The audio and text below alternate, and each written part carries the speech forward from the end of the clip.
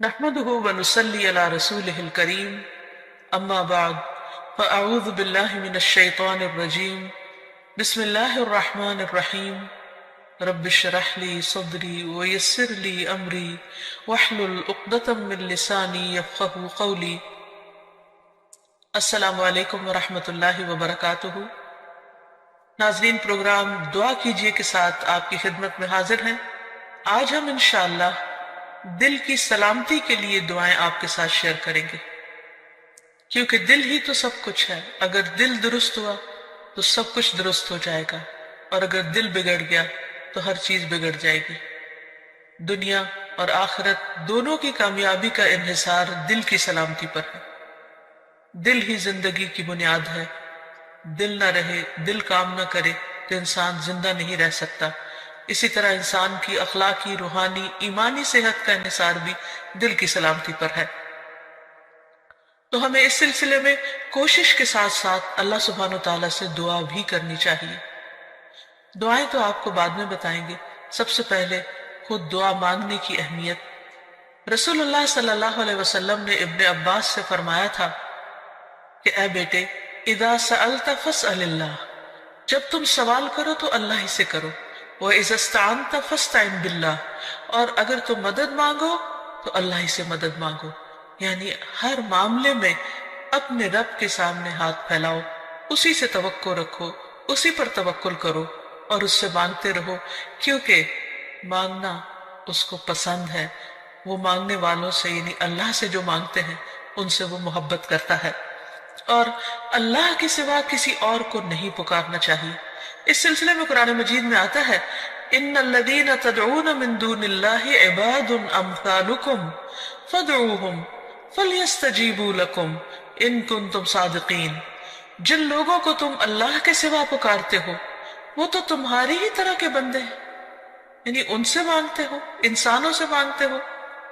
اگر تم اپنے دعوے میں سچے ہو تو ضروری ہے کہ جب تم انہیں پکارو تو وہ تمہیں اس کا جواب دیں. خصوصاً مرے ہوئے لوگوں کو اگر پکارا جائے تو وہ ہماری پکار کہاں سے سن سکتے ہیں؟ سویا ہوا انسان ہماری پکار نہیں سنتا تو فوت شدہ کیسے سن سکتا ہے؟ اسی لیے قرآن مجید میں اللہ کے سوا کسی اور سے مانگنے سے، دعا کرنے سے منع کر دیا گیا. فرمایا فَلَا تَدْعُ مَعَ اللَّهِ إِلَٰهًا آخَرَ فَتَكُونَ مِنَ الْمُعَذَّبِينَ. بس اللہ کے ساتھ کسی اور کو الہ نہ پکاریے. یعنی الہ وہ ہوتا ہے جس کے پاس انسان اپنی حاجات لے کر جاتا ہے، جس سے دعا کرتا ہے، جس کے آگے سجدہ کرتا ہے، جس کے نام پر قربانی کرتا ہے، جس کو خوش کرنے کے لیے سارے کام کرتا ہے، بھاگ دوڑ کرتا ہے. تو اللہ کے ساتھ کسی اور کو الہ نہ پکاریے، ورنہ آپ بھی سزا پانے والوں میں سے ہو جائیں گے. یعنی اللہ سبحانہ وتعالیٰ کسی صورت میں بھی شرک کو پسند نہیں فرماتے. اور پھر یہ بھی یاد رکھیے کہ دعا کرنے سے پہلے اللہ سبحانہ وتعالیٰ کی حمد و ثنا ضروری ہے. لا الہ الا اللہ وحدہ لا شریک لہ لہ الملک ولہ الحمد وہو علی کل شیء قدیر. اس کلمے کو پڑھیے یا کوئی اور حمد و ثنا کے الفاظ جو بھی آپ کی چوائس کے ہوں، کیونکہ حمد و ثنا تو اصل میں اللہ کی محبت کے ساتھ ہی آتی ہے. جتنی محبت زیادہ ہوگی اتنی خوشی کے ساتھ آپ اللہ کی تعریف کریں گے. پھر اسی طرح درود شریف پڑھنا نہیں بھولیے. درود شریف پڑھنے سے 10 رحمتیں آتی ہیں، دعائیں قبول ہوتی ہیں. اور پھر یہ کہ دین اور دنیا کی ہر بھلائی اللہ تعالیٰ ہی سے مانگیے. اور خصوصاً ہمارے آج کا جو موضوع ہے یعنی قلب سلیم، سلامت دل، اس کی دعا اللہ سبحانہ وتعالیٰ سے مانگیے کہ اے اللہ تو مجھے قلب سلیم، سلامت دل عطا فرما. کیونکہ قیامت کے دن انسان کو نہ مال کام آئے گا نہ بیٹے کام آئیں گے مگر جو اللہ کے پاس سلامت دل لے کر آیا. اللہ تعالیٰ فرماتے ہیں يوم لا ينفع مال ولا بنون إلا من أتى الله بقلب سليم. جس دن مال اور بیٹے کام نہیں آئیں گے مگر وہ جو اللہ کے پاس سلامت دل لے کر آیا.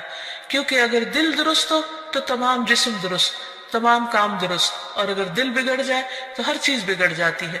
رسول اللہ صلی اللہ علیہ وسلم نے فرمایا بے شک جسم میں گوشت کا ایک ٹکڑا ہے، اگر اس کی اصلاح ہو گئی تو تمام جسم کی اصلاح ہو گئی، اور اگر وہ خراب ہو جاتا ہے تو سارا جسم خراب ہو جاتا ہے. سنو وہ دل ہے. اور پھر آپ نے دل ہی کی طرف اشارہ کرتے ہوئے فرمایا کہ تقویٰ ہا ہونا، تقویٰ یہاں پر ہوتا ہے، یعنی اللہ کا ڈر جو تمام معاملات کو درست کرتا ہے. دل کے سلسلے میں یہ بات بھی یاد رہے کہ دل کی حالت ہمیشہ بدلتی رہتی. اگر آپ ایک دفعہ اپنے دل کو صحیح رستے پر لے بھی آئے تو کوئی گارنٹی نہیں کہ وہ ہمیشہ صحیح رہے گا، کیونکہ اس کے پلٹنے میں کچھ دیر نہیں لگتی. اس بات کو حدیث میں بہت اچھی طرح بیان کیا گیا ہے. رسول اللہ صلی اللہ علیہ وسلم نے فرمایا بے شک قلب کو قلب اس لیے کہتے ہیں کہ وہ پلٹتا رہتا ہے، اور دل کی مثال تو اس پر کسی ہے جو کسی درخت کے تنے کے ساتھ لٹکا ہوا ہو اور ہوا اسے الٹ پلٹ کرتی رہتی ہو، کبھی سیدھا کبھی الٹا. اس لیے سلامت دل رکھنا ایک بہت ہی مشکل کام ہے، کیونکہ انسان کبھی اس میں شکوک و شبہات آ جاتے ہیں، کبھی خواہشات اور شہوات آ جاتی ہیں، کبھی انسان کا ایمان بڑھنے لگتا ہے، کبھی گھٹنے لگتا ہے. تو دل کی حالتیں تبدیل ہوتی رہتی ہیں. دعا یہ کرنی چاہیے کہ ہماری موت اس حالت میں آئے کہ ہمارا دل اللہ کے رب ہونے پر راضی ہو، محمد صلی اللہ علیہ وسلم کے نبی ہونے پر اور اسلام کے دین ہونے پر، اور ہم اللہ تعالیٰ کے بارے میں اچھا گمان لیے ہوئے اس دنیا سے رخصت ہوں. دل کی تبدیلی کے بارے میں ایک اور حدیث میں بھی آتا ہے، نبی صلی اللہ علیہ وسلم نے فرمایا ابن آدم کا دل اس ہنڈیا سے بھی زیادہ تیزی کے ساتھ بدلتا ہے جو خوب کھول رہی ہو.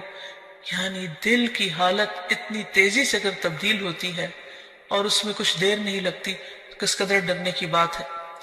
سلامت دل کی دعائیں کرنے سے پہلے ہمیں چند ان باتوں کا بھی تذکرہ کر لینا چاہیے کہ جو انسان کے دل کی بیماریوں کا سبب بنتے ہیں. جسمانی بیماریوں کے تو بہت سے اسباب ہو سکتے ہیں، لیکن عموماً ہم روحانی بیماریاں، اخلاقی بیماریاں یا دل کے تزکیے سے متعلق جو بیماریاں ہیں ان کا ذکر نہیں کرتے. تو آئیے دیکھتے ہیں کہ وہ کون سی چیزیں ہیں جو دل کو بیمار کرتی ہیں. اس میں ایمان کے بعد کفر، ناشکری، یہ دل کی بیماری کا سبب بنتی ہے. پھر اسی طرح اللہ سبحانہ وتعالیٰ سے زیادہ اوروں کا خوف، یعنی اللہ تعالیٰ اس بات کا حقدار ہے کہ سب سے زیادہ ہم اس سے ڈریں. ہم عموماً اپنے ظاہر کے بارے میں کیوں اتنے کانشیس ہوتے ہیں؟ کیونکہ لوگ دیکھتے ہیں، اور دل کے بارے میں غافل ہوتے ہیں، حالانکہ اللہ سبحانہ وتعالیٰ اس کو دیکھتے ہیں. پھر اللہ تعالیٰ کے ذکر سے روگردانی دل کو بیمار کر دیتی ہے. نبی صلی اللہ علیہ وسلم نے فرمایا اس شخص کی مثال جو اپنے رب کو یاد کرتا ہے اور جو اپنے رب کو یاد نہیں کرتا زندہ اور مردہ جیسی ہے. یعنی اتنا بڑا فرق ہے. پھر اسی طرح مشکلات میں اللہ تعالیٰ کی طرف رجوع نہ کرنا، یہ دل کو بیمار کر دیتا ہے. نمازیں چھوڑنا، خصوصاً جمعہ چھوڑ دینا، فرائض سے پیچھے رہنا. نبی صلی اللہ علیہ وسلم ممبر کی سیڑھیوں پر چڑھتے ہوئے فرما رہے تھے لوگ جمعہ کی نماز چھوڑنے سے باز آ جائیں ورنہ اللہ ان کے دلوں پر مہر لگا دے گا، پھر وہ غافلوں میں سے ہو جائیں گے. اسی طرح بلا عذر، بلا وجہ نماز چھوڑ دینا. آپ صلی اللہ علیہ وسلم نے فرمایا جو شخص سستی کی وجہ سے بلا عذر 3 جمعے چھوڑ دے اللہ تعالیٰ اس کے دل پہ مہر لگا دیتا ہے. پھر اسی طرح قرآن میں غور و فکر نہ کرنا، یہ دلوں کو بیمار کر دیتا ہے. علم سے دوری، سیکھا ہوا علم بھلا دینا. پھر آیات سے نصیحت نہ لینا، یعنی قرآن مجید پڑھنا، تلاوت کرنا، لیکن اس میں غور و فکر نہ کرنا اور اس سے کوئی سبق حاصل نہ کرنا. پھر سیکھ کر سمجھ کر اپنی مرضی کرنا اور غلط رستوں پر چلنا. پھر غلط کاموں کے بھی ایسے برے نتائج ہوتے ہیں جن کی وجہ سے دل سخت ہو جاتے ہیں، جیسے گناہ کرنا دلوں پر غلبہ پانے والا ہے. یعنی گناہ کے اثرات ہوتے ہیں، گناہ دلوں کو زنگ آلود کر دیتے ہیں، گناہ سے دلوں کی روشنی ختم ہو جاتی ہے. رسول اللہ صلی اللہ علیہ وسلم نے فرمایا جب کسی مسلمان سے کوئی گناہ سرزد ہوتا ہے تو اس کے دل پر ایک سیاہ دھبا پڑ جاتا ہے. اگر وہ توبہ کرے اور باز آ جائے اور استغفار کر لے تو اس کا دل پھر سے صاف اور روشن ہو جاتا ہے. ورنہ جتنے گناہ بڑھتے جاتے ہیں اتنے ہی سیاہ دھبے بڑھتے جاتے ہیں، حتیٰ کہ اس کے دل پر وہ زنگ چھا جاتا ہے جس کا ذکر اللہ عز و جل نے قرآن میں کیا ہے. کلا بل ران علی قلوبہم ما کانوا یکسبون. ہرگز یہ بات نہیں بلکہ ان لوگوں کے دلوں پر ان کے برے اعمال کا زنگ لگ گیا ہے. پھر اسی طرح غلط تمنائیں، یعنی حرام چیزوں کی خواہش کرنا، یہ دلوں کو بیمار کرنے کا سبب ہوتا ہے۔ دنیا کی حد سے زیادہ محبت اور موت سے نفرت اور آخرت سے غفلت اور صرف دنیا کی فکر کرتے رہنا، دنیا ہی کے غم پالتے رہنا، یہ دلوں کو بیمار کر دیتا ہے۔ یعنی انسان جب اللہ تعالیٰ کے حقوق میں کمی کرتا ہے، بندوں کے حق میں کمی کرتا ہے، بد اخلاقی کرتا ہے، تو پھر دلوں کے اوپر میل چڑھنے لگتی ہے، دل سیاہ ہونے لگتے ہیں اور دل بیمار ہونے لگتے ہیں اور قلب سلیم سے بہت دور ہو جاتے ہیں۔ پھر اسی طرح محض اپنی خواہشات کی پیروی کرنا۔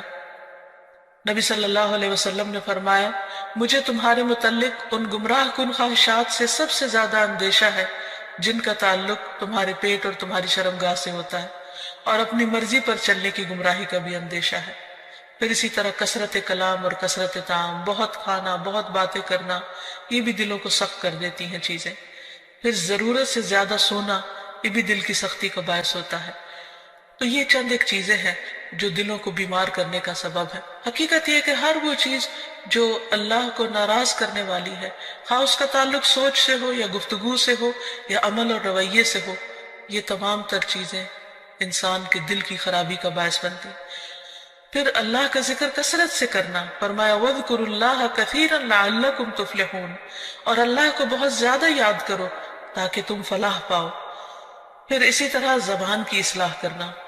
انس بن مالک سے روایت ہے، رسول اللہ صلی اللہ علیہ وسلم نے فرمایا، کسی آدمی کا ایمان درست نہیں ہوتا یہاں تک کہ اس کا دل درست ہو، اور اس کا دل درست نہیں ہوتا یہاں تک کہ اس کی زبان درست ہو جائے۔ یعنی دل کی اصلاح کا تعلق زبان کی اصلاح کے ساتھ ہے۔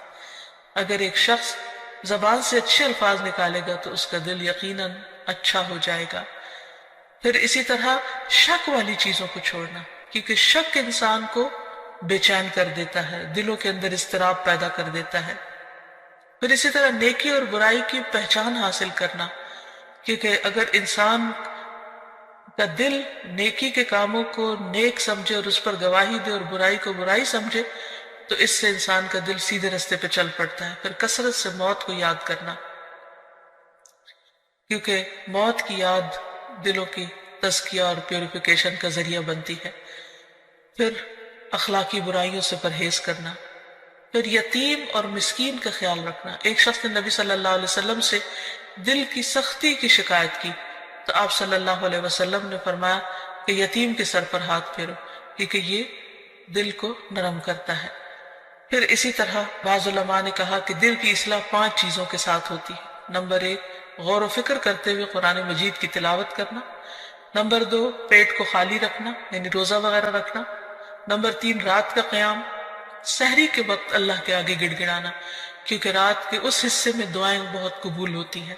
نمبر 4، نیک لوگوں کی مجلسوں کو اختیار کرنا، اچھی صحبت۔ اور نمبر 5، حلال کھانا۔ پھر اسی طرح گناہ کے بعد فوراً توبہ کر لینا، کیونکہ جب انسان گناہ کرتا ہے تو دل پر سیاہ دھبا پڑ جاتا ہے، اور اگر انسان توبہ کر لیتا ہے تو وہ دل پھر سے صاف اور روشن ہو جاتا ہے۔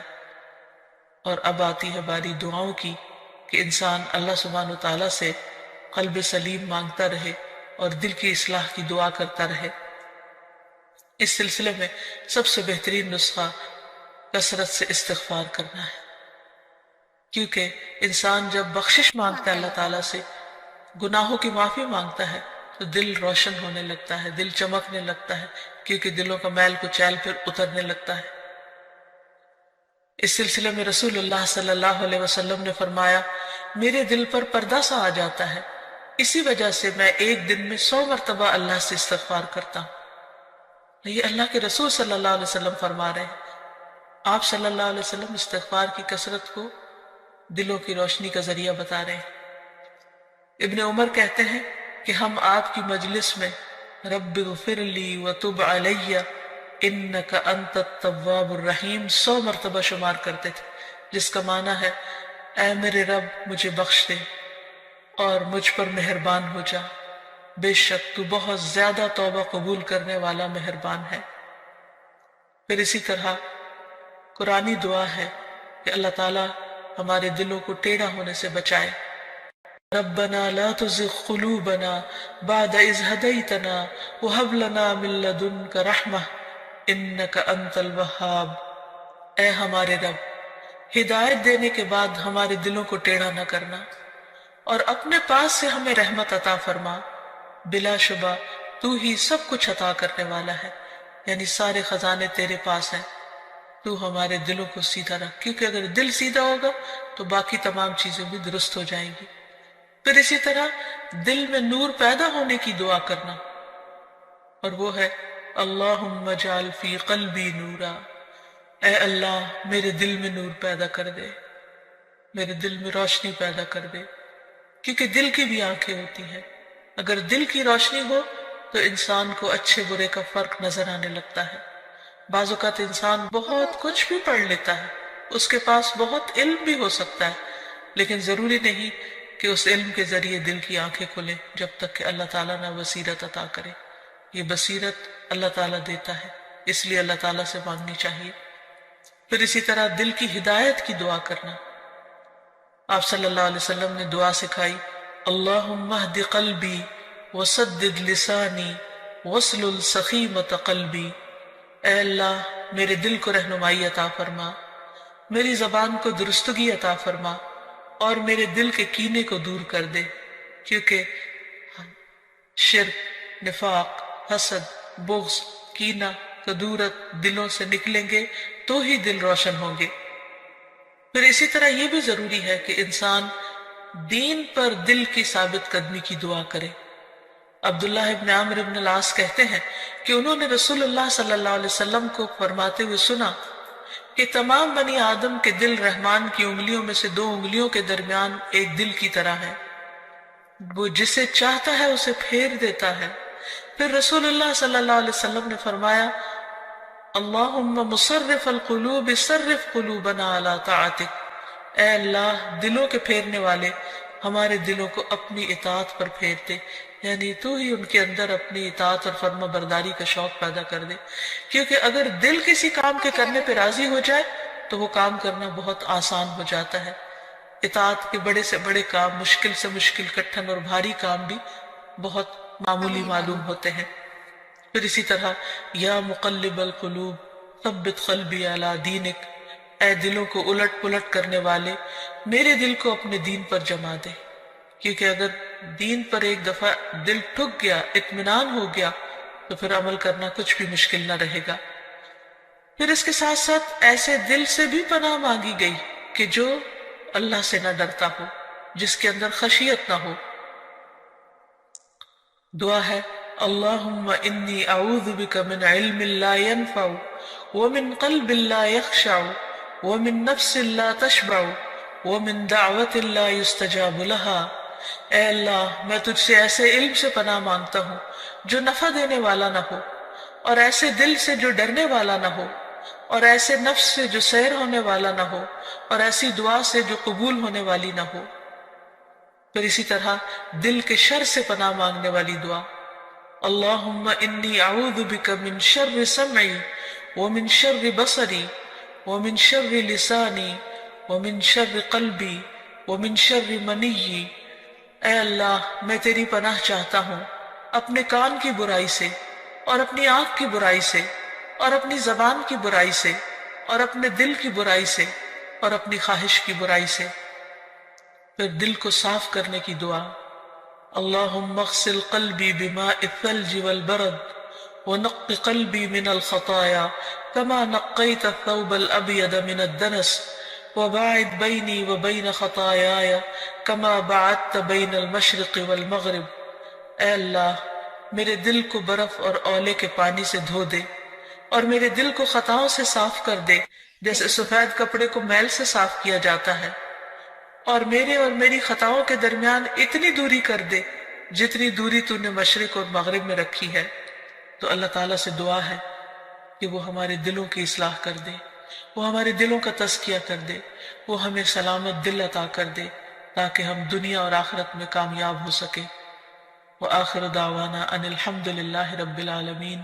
السلام علیکم ورحمۃ اللہ۔